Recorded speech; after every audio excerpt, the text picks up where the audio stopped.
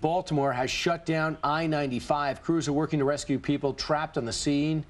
As you see this, we're going to bring you more details because the rush hour has not really started yet. Well, you know what? I would imagine they've already got a backup of several miles. That is the main artery along the eastern seaboard, I-95, and right there around Baltimore, hundreds of thousands of cars each and every day.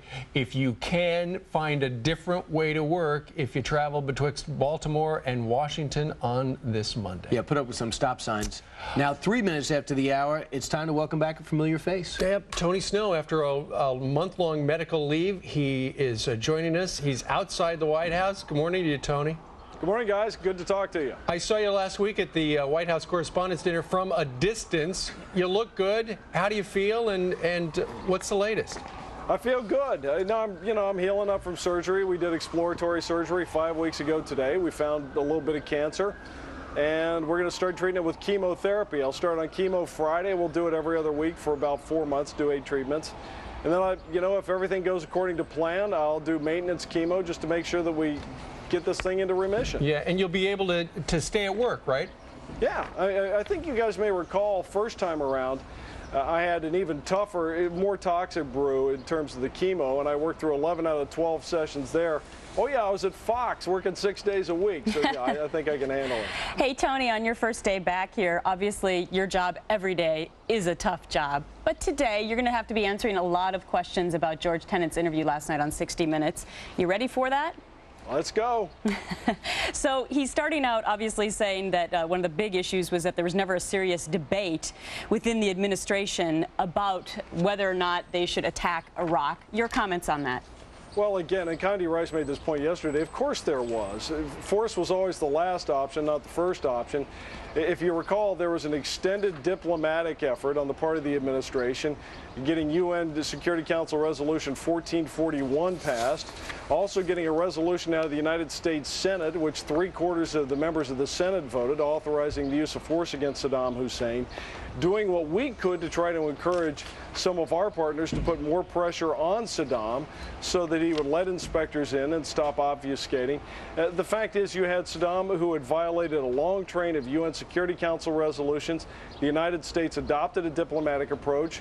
When in fact it was judged that there was no alternative but to go in, we did it with a coalition of nearly 3 dozen other nations. So, the historical record is there. There was plenty of debate about it. Now, if certain people are not in the room when a debate occurs, it doesn't mean the debate did not occur. I know George Tenet puts a persuasive case out. He did when he was testifying, Tony. And I know you were doing what we were doing on Fox News at the time. But he also talks about the tragedy of Iraq. He said it didn't have to be this way if we were smarter at the front end. Is that the general consensus inside the Oval Office? You know, I think what happens, Brian, is that you can second guess any war. And one of the chief obligations of people who do military planning is to learn from any engagement. George Tenet and everybody else who studies this knows that there's no such thing as a perfect war plan.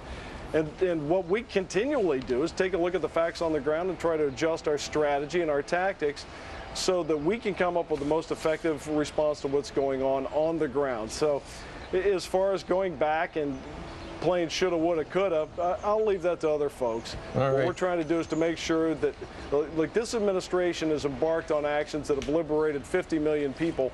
What we want to do is to make sure that there's a stable and functioning democracy in Iraq. Hey, Tony, when George Tenet read in Bob Woodward's book that he was being labeled as the guy who said it would be a slam dunk in making the case for war, it sounds like he feels like somebody very high in the administration, one of the top 5 people in the Oval Office, wound up sandbagging him. I don't, again, the president defended George Tenet. George Tenet was under plenty of fire when he was CIA director. The president defended him. The president thanks him for his service. That's a tough job, being the director of the CIA. So I'm not going to get into trying to play personalities. I haven't had a chance to read the book, frankly. We're getting copies today, and we'll go through it. But on the other hand, the president thanks George Tenet for his service. Again, very tough job. It's something where people are always going to second guess you because intelligence, just like war planning, is not a perfect art, but it's something everybody does the best they can do.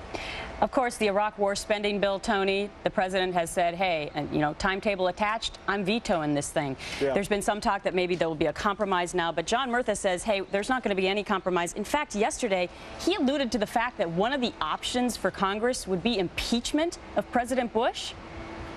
Well, come on. I'm not going to respond to that other than to say that there are more important things to try to use this for political purposes, and that's a classic example of trying to redirect. We got forces in the field.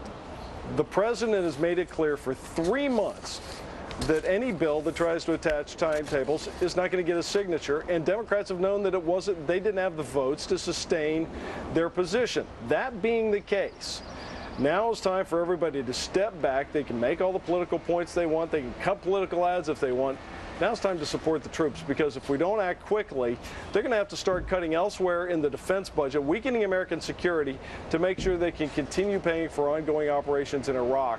Furthermore, the president did the right thing. It may not be something that polls perfectly, but the president has the obligation to make sure that this country is secure and that we adopt policies that are going to enable us to fight not only effectively now, but also to retain the faith and the confidence of nations around the world.